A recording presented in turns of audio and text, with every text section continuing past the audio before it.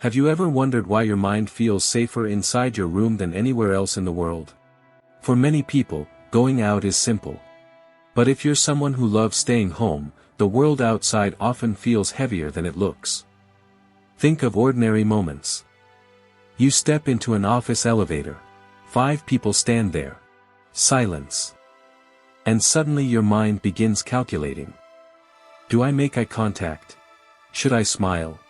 Do I stare at my phone? Why is this tiny interaction so awkward? Or you get a text, "Hey, come hang out." You like your friends, but your social energy is already low. You need time to prepare mentally, even if it's something small. And when you finally come home, your shoulders drop. Your breathing slows. Your brain stops working at 120%. This isn't a flaw. It's a pattern, one with clear psychological explanations. So in this video, we'll break it down into 4 simple parts. 1. Real-life situations that drain you. 2. The psychology behind why home feels safer. 3. Practical habits to handle social life without burning out. 4. How to enjoy home life while still staying connected. All grounded in research, nothing dramatic, nothing exaggerated. People who prefer staying home often experience A. Social microstress. Not big conflicts, just constant small demands. Deciding how to behave in a group. Trying to stay socially on. Managing interruptions. Noise and unpredictable interactions. These microstressors accumulate and drain mental energy. B. Overthinking simple interactions. You say something normal in a meeting. And later think, did that sound odd? Should I have said something else? Did I talk too little or too much? C. Sensory overload. Busy restaurants, open offices, malls. Too much noise, light, movement. D. Self-monitoring. Questions like, how do I seem right now? Is my reaction okay? Am I being awkward? Home removes these constant pressures, which explains why it feels safe. Here's what research actually shows. A. Introverted temperament. About 30 to 50% of people lean introverted. Introverts process stimulation more deeply and more slowly compared to extroverts. Which means, they tire faster in stimulating environments. They prefer quieter, predictable spaces. They recharge through solitude. B. Overstimulation. Studies on arousal and sensory processing show that introverts reach overload faster than extroverts. This doesn't mean something's wrong with them, their brain simply notices more details at once. C. Social exhaustion and burnout models. What people call social battery isn't a formal psychological theory.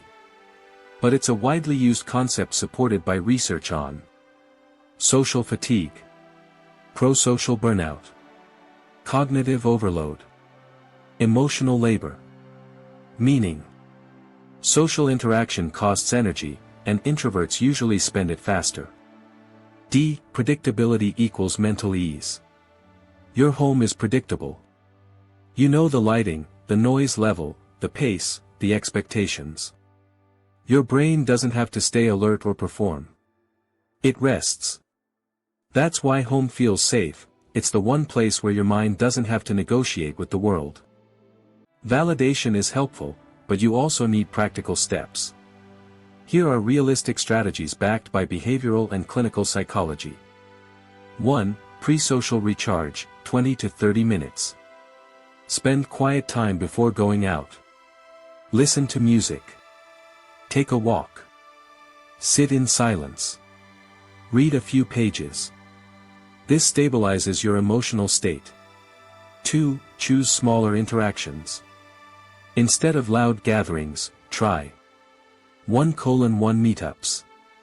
Short coffee. A walk with a close friend. Small interactions reduce overstimulation. 3. Set clear boundaries. Say, I'll join, but I may leave early. When people know your limits, you feel less pressure.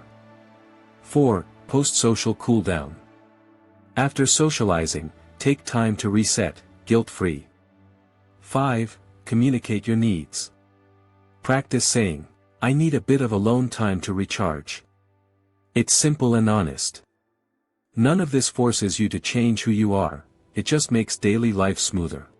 Loving your home is completely normal. But there's a difference between healthy solitude and unhealthy avoidance. Healthy solitude. You rest. You reflect. You choose meaningful social moments. You feel calm, not lonely. Unhealthy avoidance.